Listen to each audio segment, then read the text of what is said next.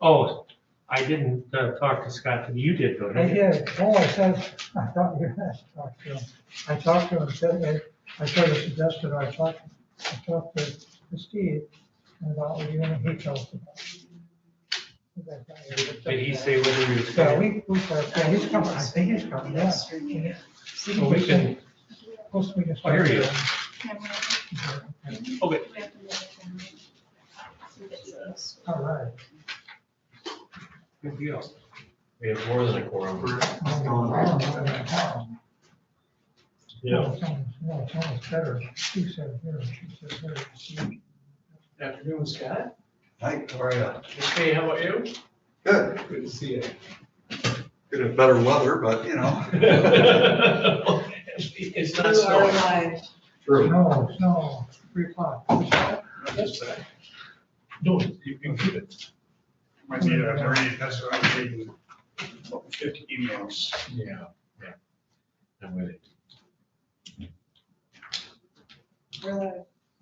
Yeah, okay, it's 3:00, Myles Kimmerly Committee call to order. First is pledge of allegiance, please.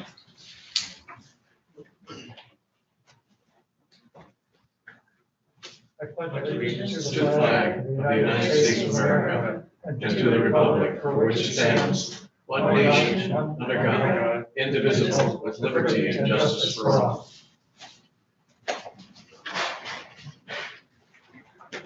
And roll call, please.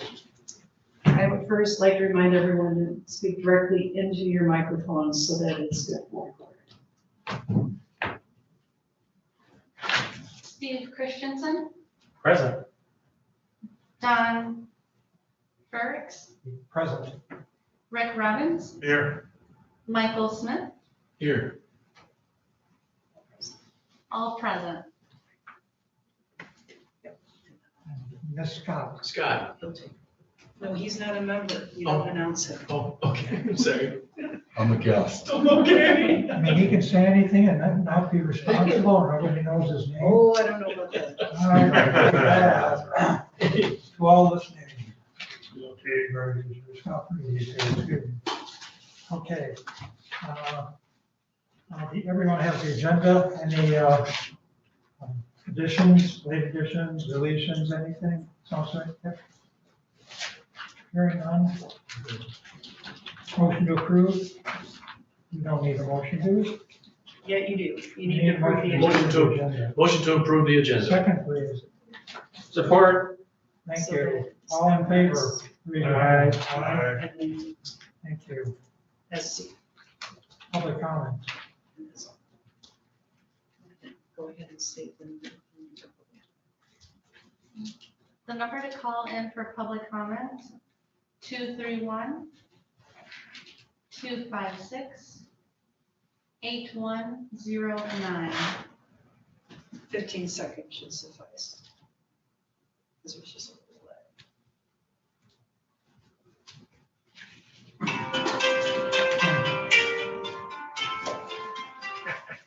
Sorry about that.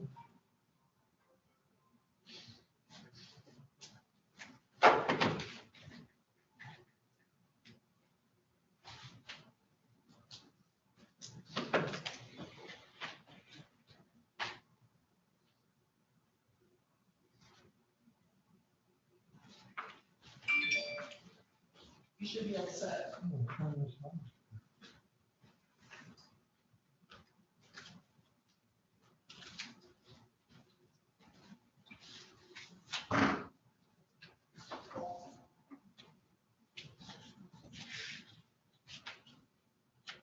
Don, I don't think you're gonna get it. I've got a hammer in my I'm truck. trying to lock this. No, I got it. Okay. I never do that. Okay. Action items, approval of the minutes from March 17th. Any corrections, additions?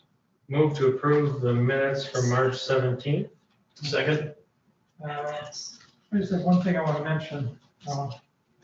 Yesterday and Wednesday, the Glen Lake, it's mentioned in the things, the Glen Lake high school students came out and were at the park, and they performed well. Can I have Scott speak on that, please? I can't hear you, Tom. Can't hear me? You could pop your mask to speak. Oh, okay. Can you hear me now? Yeah. Good.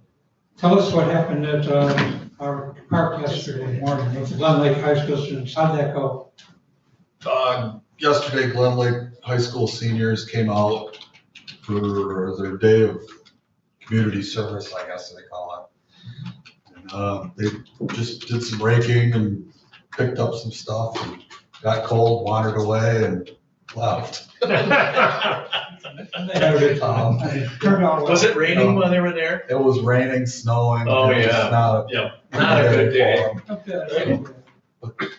Yeah, Thank you. As typical kids, they probably came in short sleeves and shorts. correct. That's good. Yeah. But their efforts were greatly appreciated. Good. You know, so they helped. Okay. It's wonderful they came out. Yeah, for sure. I hope they come back next year. Yeah, great. Super. I heard a motion to approve the minutes. Was there a second? Second. Second, thank you. All in favor? Raise your Aye. hand. Aye, say aye, thank you. Okay, number 2 is the trail debris cleanup, removal of the logs, all that stuff. We've all had an opportunity to review the bids that were sent in, the proposal. There were 4 bids submitted. This is a summary. 3 of them were acceptable. 1 was not adequately prepared enough to consider. I was bothered by a little disparity of the amount of the dollars in the bidding process. And I had this concern earlier today that possibly everyone was not aware of the scope of the project, but I talked to Scott and others, and I'm reassured actually that the 3 people that put in bids, or the ones we're considering anyway, are well aware of the scope of the project. They had a supervised visit, and 1 or 2 of them at least came back a second time to review the park and see what was going on. So saying that, I'd just like to, since we've all been aware of the bids and everything, open it up to see if there's any comments or questions anyone has about the bids.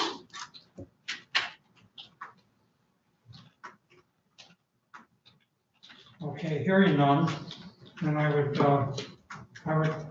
entertain a motion, if someone wants to, that our committee recommend the bid from Wildlife and Wetlands Solution.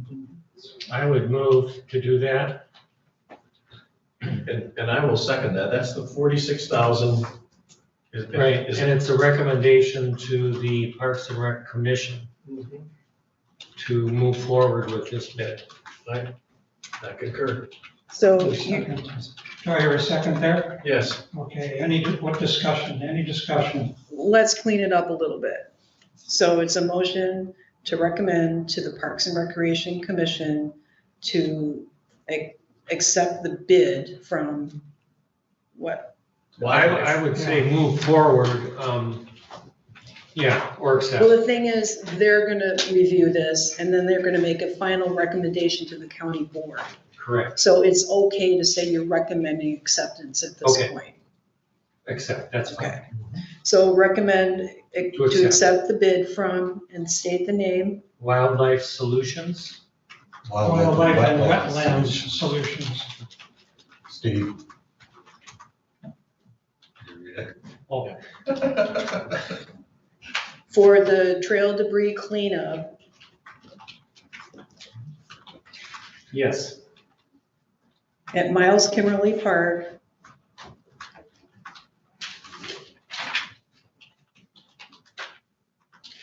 in an amount not to exceed, and then state the amount that they bid it at. What the bid was. do you have that total? I do, yes, it's, I don't have the total in front of me, it's an amount not to exceed, right here,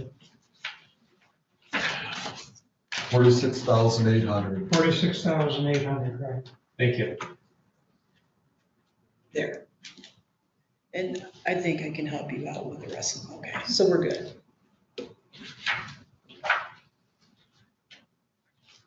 So we have a motion. And was there a second, I guess? Yeah, there was a second. Mike did it. Yes, absolutely. Okay, all in favor? Aye. Aye. No dissents. I'll take a pause here for a second, and just to add in that the timber harvesting that was done, that created the debris that we're talking about, was done back in 2018. And there was a profit obtained from that to the county in the amount of $7,455. So I don't know where that money went to. I don't think it went to the Myles Kimmerly, It probably went to the general fund, to the general because fund. Parks and Rec is a general fund. So that's something we should be aware of when we're going forward, when, if there's a cost issue, and that we should be aware of that and talk about, and say maybe we should be able to use that as a lien against. No, it doesn't work like that. Being a general funded commission, everything changes the next year. You don't get carryovers. Well, that's really wrong. Right, but it's a good point. You know, I mean, for the county commissioners to hear that there was a positive cash flow during that aspect, and now we're looking at a negative cash flow to clean up the mess, so. Exactly. Also, over the years, this Parks and Rec Commission is always giving back money to the general fund because they haven't used it, so that should be remembered also, I think. Well, I'd be creative in how I word that.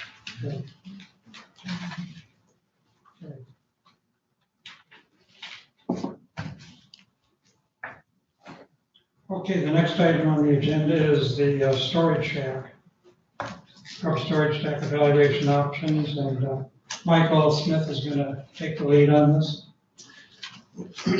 Yeah, we talked about it last month, and looking at what I've looked at, along with a contractor, is what it would take to redo it, approximately what it would take to remove it and replace it. And those are two of the options. The third option was to move the building. If we move the building, we still would need to have a slab and electrical service at that area for our waterworks and for a panel to support that, and also a panel to have an informational type site. Need one more. And if we were to remove it, I did bring along a picture of Fishtown, okay, where they have lifted up an entire building with a crane and moved it.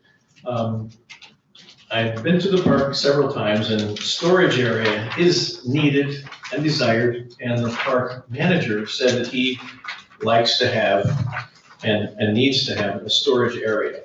So what I did is I looked at, okay, at the shack itself, okay, if we were to keep it and maintain it, maintaining is not gonna be much of a problem. Nothing's been done for many, many years on it due to cost. Well, if we replace the roof and the underlayment for it, redo the fascia and its supports, prep the siding and replace as needed, and then place drain tile on the south side of the building to prevent washout underneath the building, replace the door on the east side, and also enclose the interior area containing waterworks. That would be, the interior door that would be necessary should be a 3-foot door.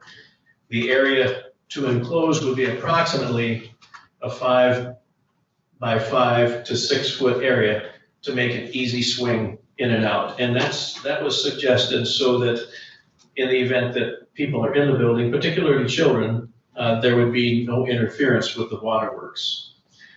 This could be done very reasonably, and to name a price probably wouldn't be appropriate, but for those items, not including painting of the building, because I have some volunteers that would be willing to paint that are not kids, that would do a nice, neat and tidy job. with a similar green as is on the rest of the park and white for the trim. The building is actually pretty unique. It has a scalloped trim around it, and it actually was a very pleasant thing. Well, it's unsightly at the time because it's had a lot of years of not having attention and investment into it. So that would all be repaired. The only thing that would need, if these things were voted on as the board could, and then furthered on to the main commission, this would work very nice, and it would probably, in my opinion, look very nice because it would match all the green and the white trim. It's kind of a historical building too. It was put up in the early 70s and was used as it's called a grub shack. There was a window that came open and a shelf that stuck out. And to have that remain with that particular look, I think would be a good idea in my opinion. It's been looked at quite a few times over the years and hasn't been moved on, but I think it could bring a little bit of that old atmosphere back with a new twist on it. Doing these items, I've had some people out there, and for a good price, it could be done. I think something well within the board's limit were we to look at this. If we were to remove the building, which of course could be done, the cost, according to the things that I've looked at, would be not that much different, and we would have a slab and we would have a wall up for people to look at events. And we currently have that. We can put an events bulletin type board on the face of this building, which it somewhat has.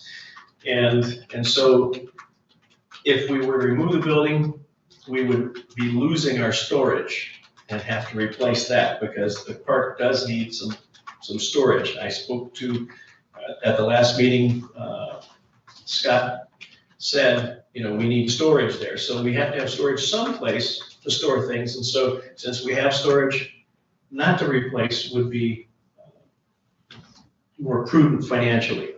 And certainly I think improving the look of it because it desperately needs it, I think it would be probably pleasing to Scott because he's been looking at it for a while.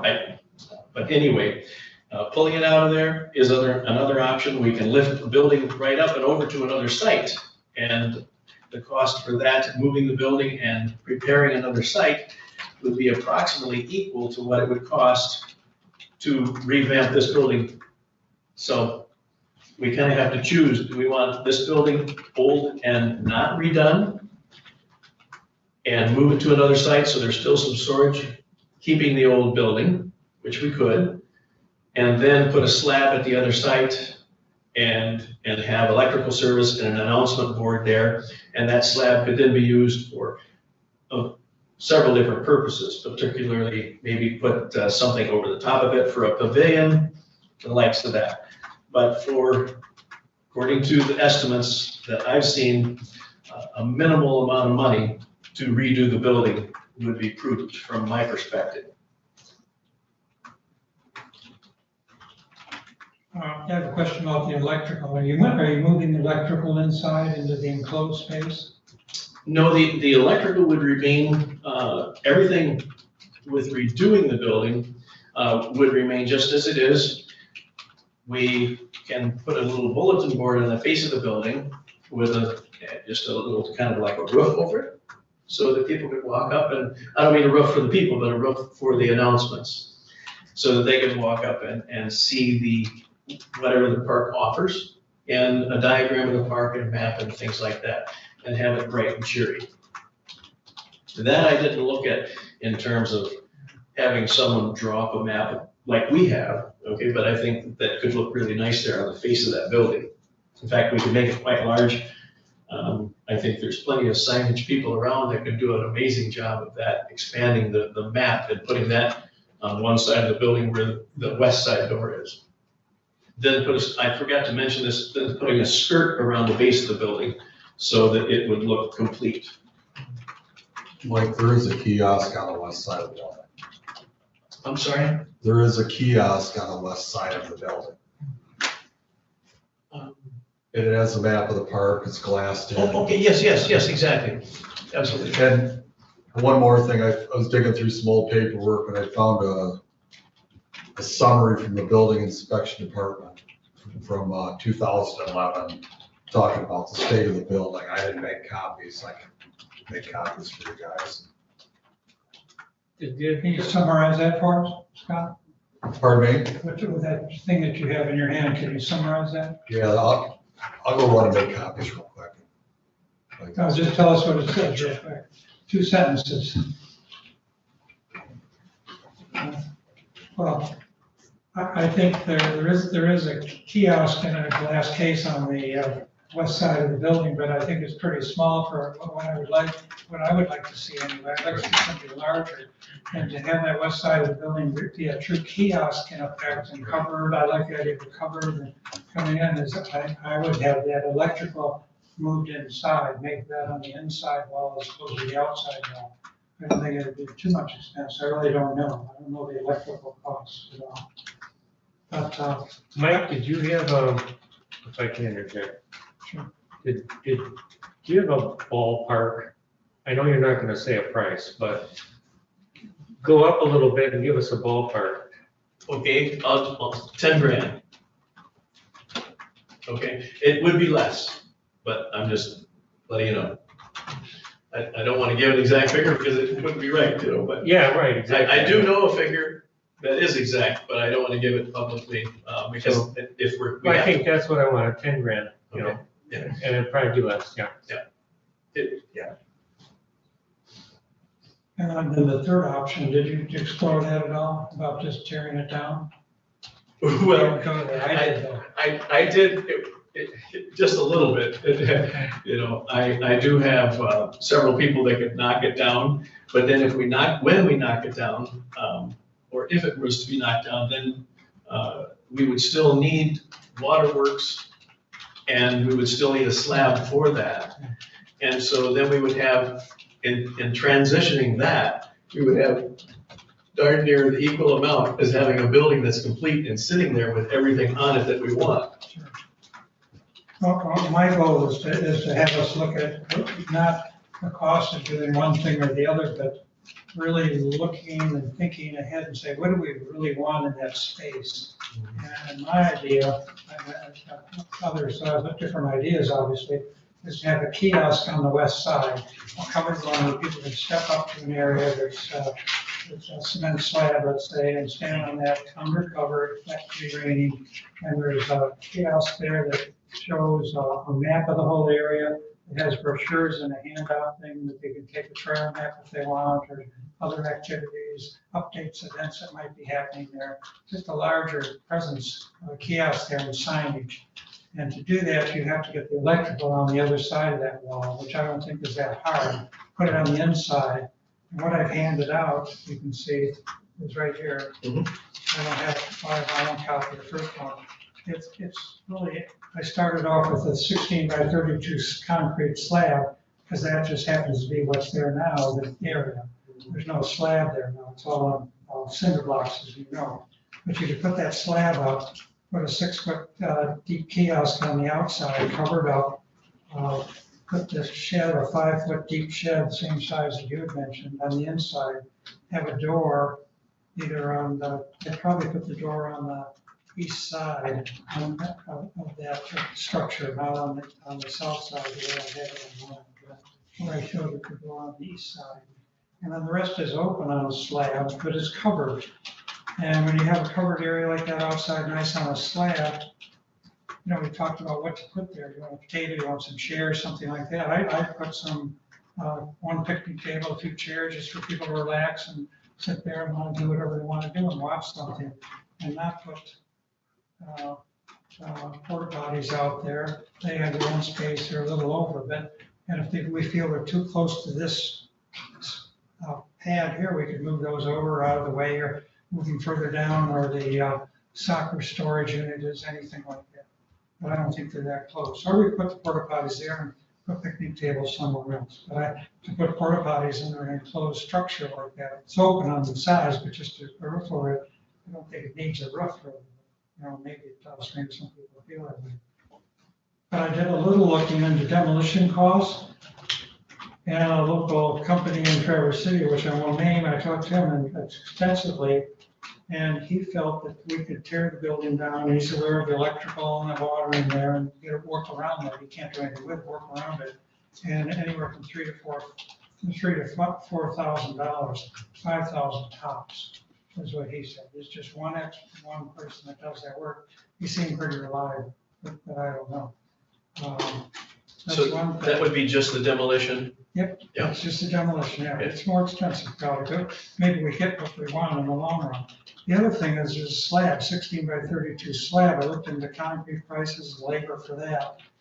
And the amount of concrete that we need for that slab, on a 4-inch deep slab that's 16 by 32, is $782.50, just as a good estimate, pretty good estimate. For But the $732 for what size? $780 for 16 by 32, just the concrete, not the labor, just the concrete. $782.50 for a 16 by 32 by 4-inch thick concrete slab. The labor involved in putting that down is about $1,331. That's what I came up talking to people. So, you gotta look at that, and they gotta say, what are you left with? And then you gotta deal with putting a new building up, little building to hose the electrical and the water, move the water over, and I don't know the cost of that. But when I look at say it's 5,000 and 2,000 for the slab, we got money left over to build a little shed to put the water, move the electrical and water over, I think.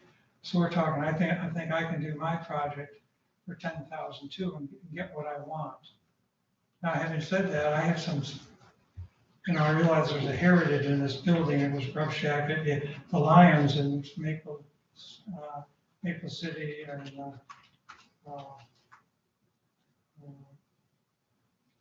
Maple City Lions, and they're with some other group. So Don, do you have, I'm sorry. In light of the fact that there seems to be a couple different trains of thought on this project, and the fact that it's going to be quite a bit to do either one, well over 5,000, okay? This probably wouldn't be a project for this year because of the trail to eating up, if that goes through, eating up a majority of the park's budget. You might want to broach, come up with both arguments and let the full board consider the two, and that way it's the entire board that comes up with it, just a thought. Absolutely. Sure. Yeah, but the other thing is this whole trail project might be rejected and then we have nothing to work on. So we have to work on this concurrently with the other. Agreed. For sure. Yeah, I think that's so. I think that it probably might be a good idea to maybe hand all three, because if the tree thing was too expensive for them, they couldn't afford it, then taking a look at fixing the Grub Shack. The problem that lies in with the trail debris project is that it's a hazard. It's a physical hazard to the public. So in some shape or form, they're going to have to at least tackle wouldn't you agree, one of the trails? Pardon me? It's a liability issue, the way the trails and the disc golf course are right now. For sure. So they're going to have to approve it in some form. You might have to break it down and ask them, what does it cost to just do the disc golf? And then what does it cost to do, have them price it out separately. If that's, you can go back and ask them to do that. So I have a question about that. If we break it down, do we have to go back to all three of the bids, not just the one person? No, you can go to just the one person because you are firmly interested in that bid. Well, if we change the rules, that's the part I don't understand. If we change the rules of the proposal, don't we have to go back to the three legitimate bids and give them an opportunity to respond to that too? I'm pretty sure you can ask for phases. Like you're going to do, the first phase would be the disc golf trail, it would cost X amount. The second phase would be maybe the rest of the trail work. The emergency trail or Right. trail. No, I understand that, but can we do that just with one person, or do we have to go back to? You had the ability to reject any or all bids or accept them. You have lots of leeway with this. Understand that, but Once we accept the bid, then we can move forward Yeah. and split things out. My question is, can we stretch over into next year? You would have to ask that company, and you would have to ask the board. Yeah. Two big asks. Right. But what's really important to realize is I can't stress enough the liability costs for the county. And I don't want to go into that in open session, but if somebody gets hurt, that's a big deal. You don't want anyone to get hurt anyway. absolutely. You know? So related to, I mean, I think the tree project is gigantic. I mean, it's an ugly thing too. It's an eyesore. I mean, I went out there, walked out there, drove out there. But related to that, would it not be prudent to find out? I'd like to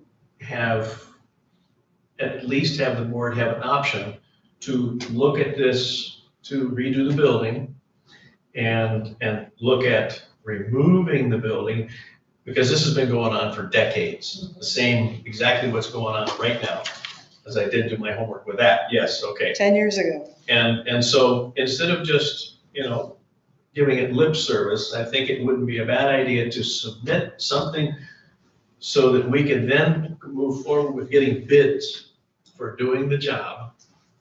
And then if we don't like the bids, we wait till next year. If we do, then, okay. We don't submit the bids, though, the whole Parks and Rec Commission has to do that. The problem that we fall into when you try to seek bids and then say it's a project for the following year is you get zero interest. Look at the tennis courts, that's a perfect example.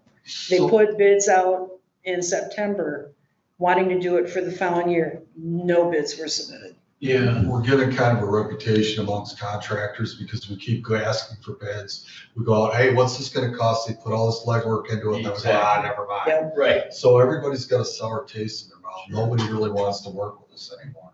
So that's why we're getting bids that are $250,000, $166,000. They're like, if you want to bite, you're gonna pay.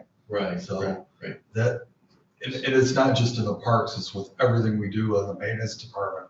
And it's just the nature of the beast, but, Sure. we gotta know what we're Yeah, I think, spending, but contractors are getting tired of it. So that, to keep going out for bids and that. going It's out, one thing to ask your buddy, what's a ballpark figure, like you said? Yeah. So you got an idea, but and that's important to have the idea, because you don't go out to bids unless you know you've got the money to do the project. right. And the exception to that rule was what we just did for this tree thing, because we didn't have a really good ballpark from anybody. We were saying maybe as high as 30,000, and now we're looking at 46,000. So that's an exception to the rule. But other than that, if we have a ballpark and we know we have the money, then we go out to bids and we have a project. Otherwise, if we go out to bids and we just say, oh, we're not doing it, we're not gonna get bids. Because people won't go through that kind of work, because it takes work to get a bid up. And They're taking their time, their money hours, and coming out and looking at the job 2-3 times, and if we're just blowing smoke. We want to have something concrete so we can. yeah, you have to have it to the point where we can actually be confident that we're gonna do it. We'll go out to bids and we know we're gonna do it. Anyway, If we don't know, we have the money if we don't know what the bid is going to be. The trail debris thing is gonna be a hard sell even for that 45,000. I mean, I think so, because they're gonna look at numbers. Your overall budget is this is almost the entire budget. So I think if you're able to get it so that it's in a couple phases, that makes it a little more palatable, and they might go for the whole thing. But we'll definitely sell the liability portion of that, because it is a liability in its existing state. You don't want anyone injured. Well, I understand that, but if we do nothing, there's liability issues from people getting injured because we have this debris laying all over, especially on the disc golf course. I will just, can't overstate again, you're a recommending body, you let them make the decision, the buck stops with the county board. I do know one thing, I checked into the price of forestry mulchers, and you cannot run a forestry mulcher unless you take out liability insurance for it.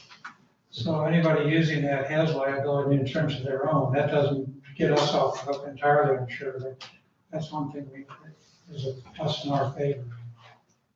Well, that's standard language on any kind of contract. They have to provide a certificate of liability insurance. For $2 million, right? Yes, and they list Leelanau as an additional insurance. So, Whether you're painting the grub shack or That's right, it's standard. mulching the floor. Unless you're a DBA on your own, you're a sole proprietor, then we will accept a statement that will bypass that. But if you have even one employee, you gotta have that. Sorry, the last sentence? If you have one employee, you have to provide that. One what? Employee. Employee. Yes. Yeah. So the figure that I gave you, that's a good, it'll be less than that, but I look at what it costs just for the slab sitting there without any electrical work, no water work, we're looking at $7,000. And so just a hair more, and we've got the building looking good. And so I know it must be frustrating for Scott because he's been sitting here for years and everybody talks about the same thing every year, spinning the wheels, and he gets his hopes up, crushed, and he probably feels that he'd appreciate some more support there. So if a decision could be made one way or the other that the board would approve, and being prudent, I think. What's working in your That favor works. right now is Veronica Valley had a lot of money sunk into it with regard to going out for a grant. Old Settlers just finished their grub shack remodel. Myles is the poor underserved child. It's their turn to shine, So we should have to take advantage of that. I don't know, maybe Steve has an idea. Well, I think, Future, how do we, I think I'll make a motion. I make a motion that we recommend to the Parks and Rec Commission to move forward with the renovation of the storage shack at Myles Kimmerly. I certainly second that. discussion? Okay, well, I'm probably a little more in favor of demolishing the building, and the only reason why, I started to say, well, there used to be the Lions from Cedar and Maple City was their meeting room, and it has some history to it, it has some history to talk about, and I appreciate that. But it's a building that is just there, that's deteriorated, that people have ignored, and it's just being, sure, it should be used for storage right now, but it's hardly used for storage. They just throw some stuff in there. Soccer people could use their own storage unit. Scott says he needs storage, but I don't know how much he needs because he doesn't have anything in there besides the soccer balls, really. It doesn't fit our storage needs anyway. Yeah, sure. Uh, So my Can't put thought is, Tractor in there or a trailer. I go back to the fact that what are the people that use Myles Kimmerly, what would they like to have there? And I feel when you drive up, you come up there, and first thing, if you're a frequent visitor, or if you're a first-time visitor, it's an information place. You can pull your car over, get out, go and get a brochure or something like that. And that's the most important thing. The next important, not the most important, second most important thing. The first is to contain the water and the electrical in a proper way so that it's safe and kept away from people. We don't have to put in a 16 by 32 slab. All you need is that 5-foot deep building to contain the water and the electrical. And on the west side, have your kiosk that's undercover. And really, that's all you need there. The rest can be grassland and whatever and play area. And you can have anything else somewhere else. So we don't need anything in the back. That would cut the cost of putting something else up. I said it was about $5,000 to take it down, and that includes, by the way, I checked, you said that includes removing all of the stuff, not just destroying it and leaving the areas left pristine, was done, leveled off, flattened off, everything's out of the way, for under $5,000. All you have to do then is put up the slab, a half the size slab you have, or less than that, just to put the kiosk, the 6-foot kiosk out front and a 5-foot deep building to hose the electrical and the water.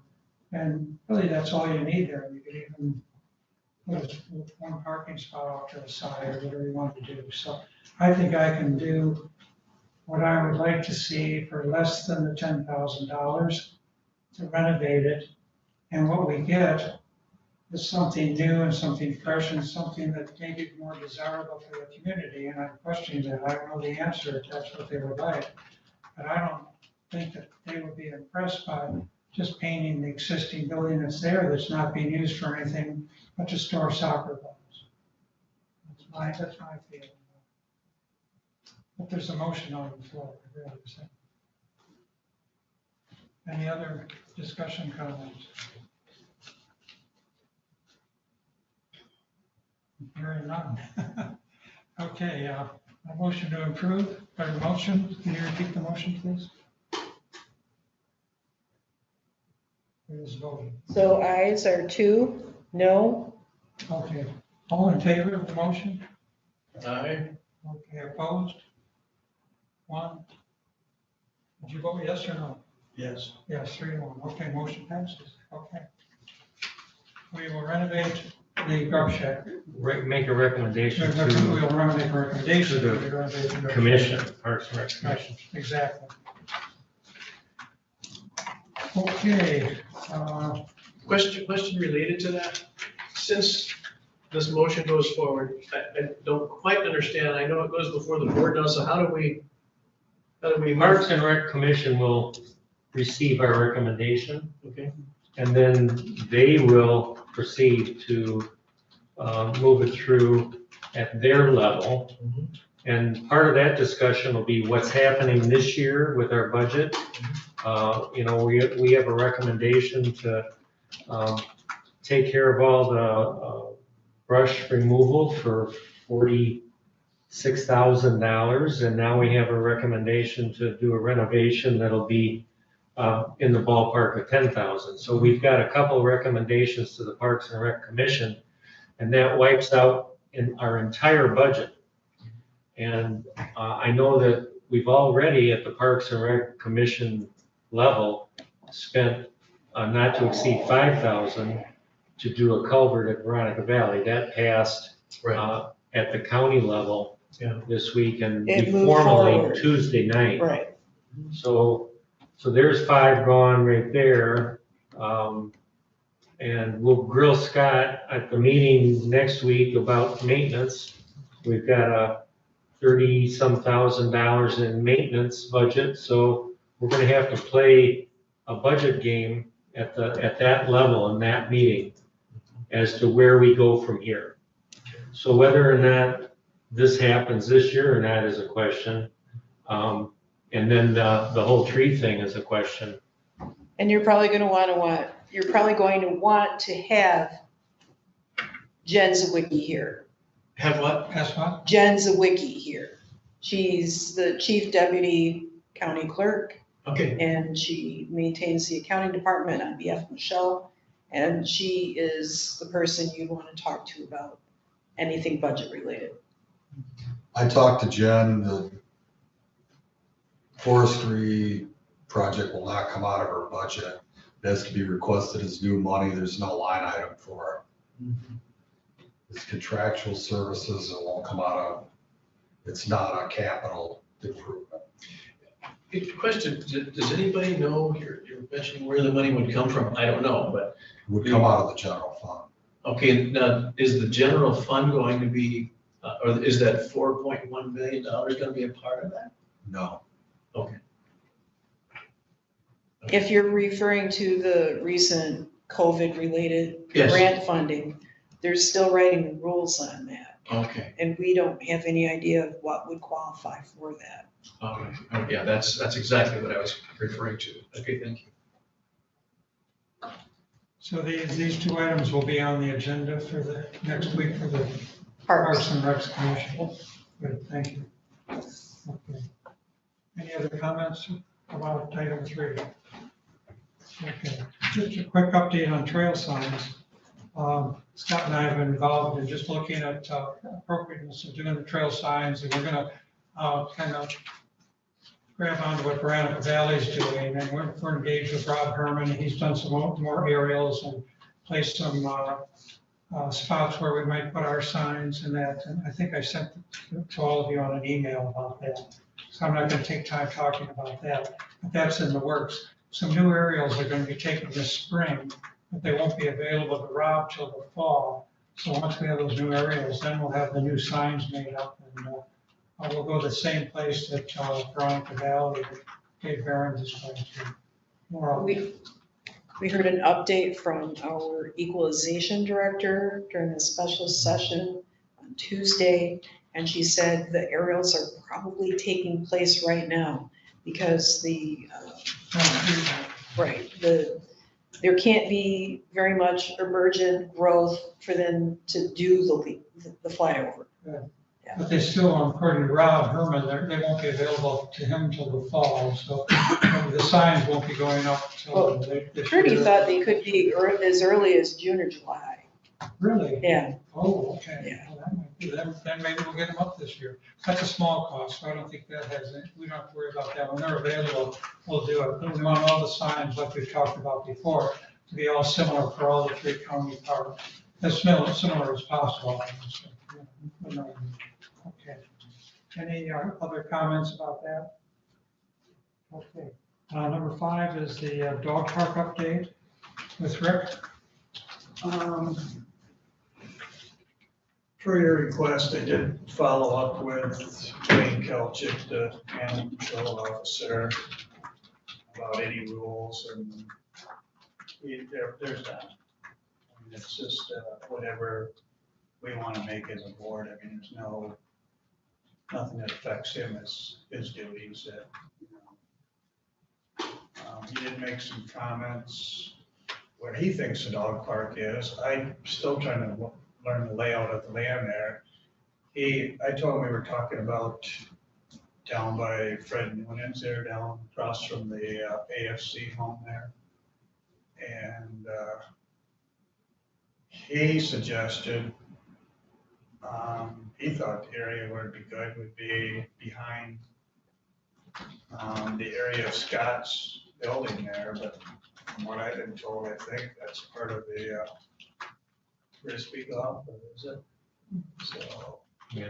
I talked to Wayne after he talked to you. He didn't realize that the 4-H property was ours as well. Oh, okay. So he thought where it's originally designed, that's where you would put it. Way in the back? Yeah.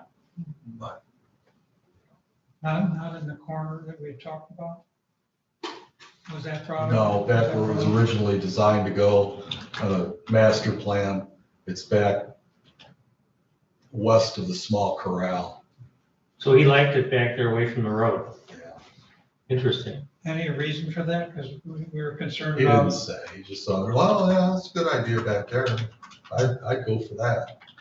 So over here.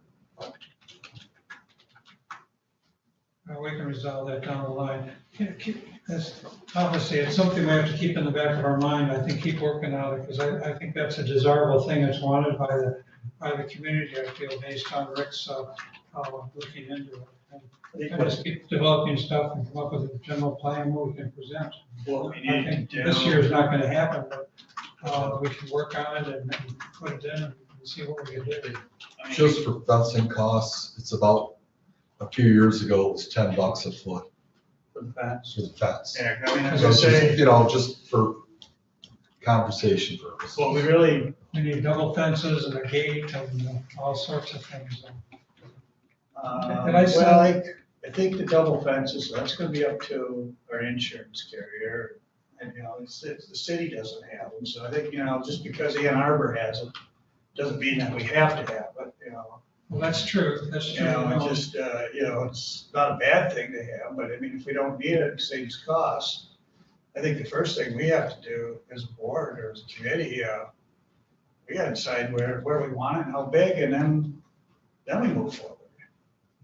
I mean, we can talk, Let's talk amongst ourselves and bring it back to the. but I mean, that's what, between Scott and, they say we just got, how big we want it, I had really thought we had decided on that corner, right along Cold Spring Road and Vertical Road would be ideal. Maybe it's too close to traffic. The other thing is that back there, it's away from, some area the car comes off and runs in, you have to make sure that it's far enough away from the road maybe, but still in that. And you put it there, maybe it interferes with that whole plot of land that might be used for something else. I don't know. I mean, you look at what the city of Traverse City has, I mean, that's right there, so I mean, It's on the two busiest roads in the. as long as we're not in the road right away, we can put the fence right up the road, right? That's right. I mean, I don't think that's the issue. I think the only issue I kind of see, if we put it across the road, we're gonna need water. I mean, that's probably. There is one- water there. Is there? Yeah. I mean, You need water, you need shade, yes. I mean, that's Shade. probably the only thing that I think is gonna be really required is, and then, There's actually a hydrant right in the middle of the area that is there? is planned. I mean, the other thing would probably be, we're gonna have to look at is, maybe some type of lighting too, I don't know. Do a site visit with Scott sometime, and you guys will come up with the right solution. I think you will. The idea about the road is Verticville is 55 miles an hour, and Traverse City is 35, so a little bit, so back a little bit. I still think it's not a big deal. I think it's, you can put some big rocks between the dog park and the road. First thing that we, that's the only hazard is going to be hit, but that's, we'll figure that out. Okay. But no, I think, that's what we just need to figure out where we want it and we'll go from there. Did I send everyone that article from about the Ann Arbor Dog Park? Or I think did I send it? Anything else about the dog park? Okay, can I add something on?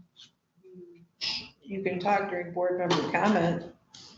You can talk during board member comment. Oh, I'll talk then, okay. Okay, we're ready for public comment. What are we saying there? It's 256-8109.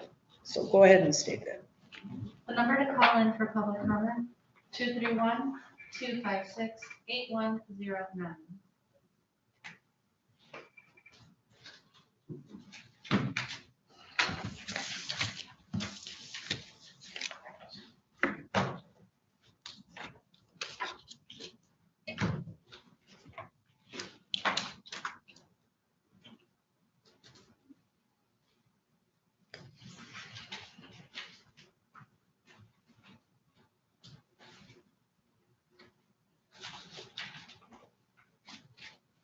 I don't think anyone's watching.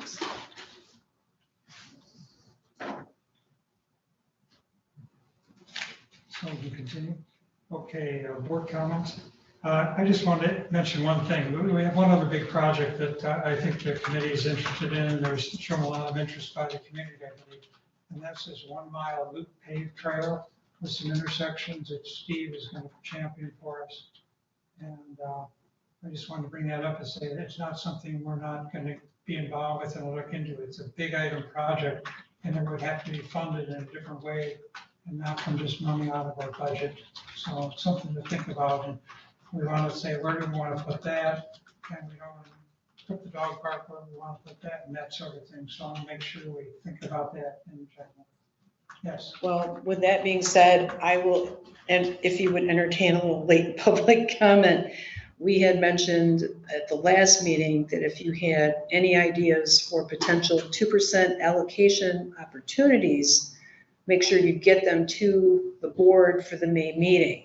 So maybe you want to draft something with regard to the trail loop, because that would affect tribal members. It's a big ticket item. That's a lot of money. I know, but you could figure out which phase that you're going to start working on, and then ask for some funding assistance. And the tribal money, they like to be a 50-50, I think, don't they? No, it can be any percentage. That's good thought. Steve, do you want to give the example that Veronica Valley just passed? Which grant? Well, the 2% allocation that Veronica Valley just approved for recommending to the board? Yeah, that was with regard to invasive species at Veronica Valley. We were successful last year. We've, in essence, allowed Bill Watson to move forward and do an application for us. He's very adept at doing those applications, and Veronica Valley is important for the tribe. They're involved in tree planting there. They were involved in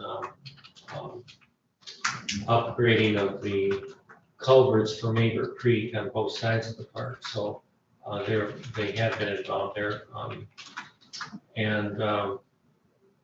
Anyway, we were just successful. He was successful last year in writing a grant and getting the money for invasive removals. And he is going to do a similar one this year and try to get 2% money to do that for Veronica Valley again. So it's, That was from the tribe? yes. So it's a source, and it's something they would consider. You think we should, what's the due date on that? We need it for the May cycle. Yeah. And maybe that would lead to another idea of potentially approaching other granting opportunities to try and get some funds that way. I did mention to one of the board of commissioners the possibility of using some of the 4.2 million county money, or the I think there's 1.2 going to the different townships. I don't know how much this township gets. But for any improving some of the park amenities, because the increased outdoor activity is a very healthy thing for emotional and physical health of people during this COVID and post-COVID time.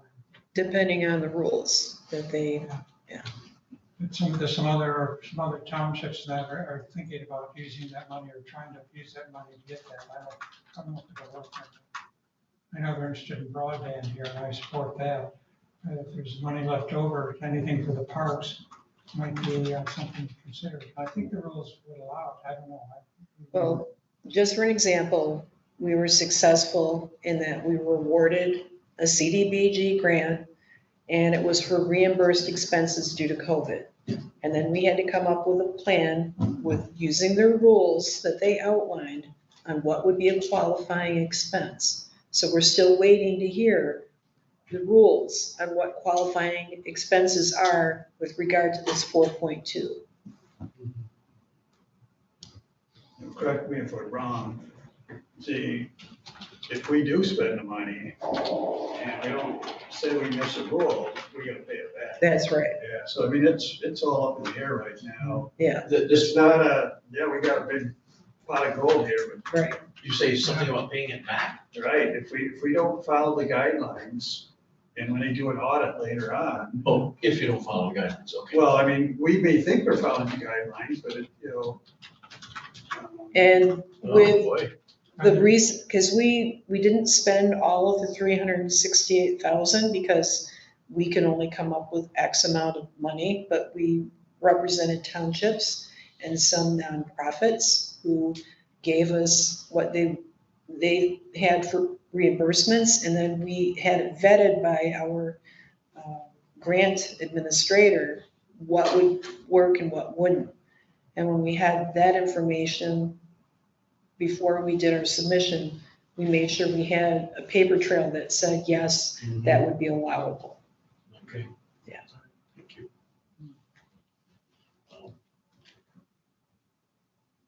With a hook. it comes. Yeah, no, it's, Yeah, Oh, we got almost 300,000, yeah. so that's good. great. So have they set up their rules already for this? Or you're saying that they haven't set up their rules? That's so right. Then you have to come up with your kind Right. of internal rules once you get their rules. We have a figure, now we're waiting on the rules. Okay.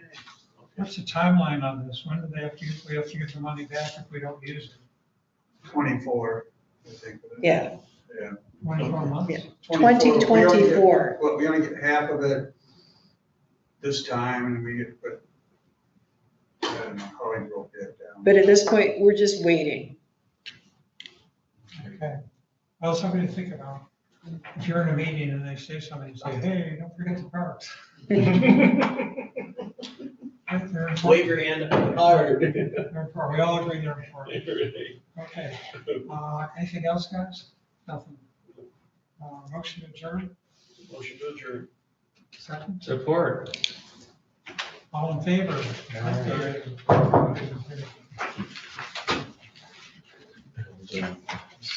Thank you, everyone. I gotta figure that out.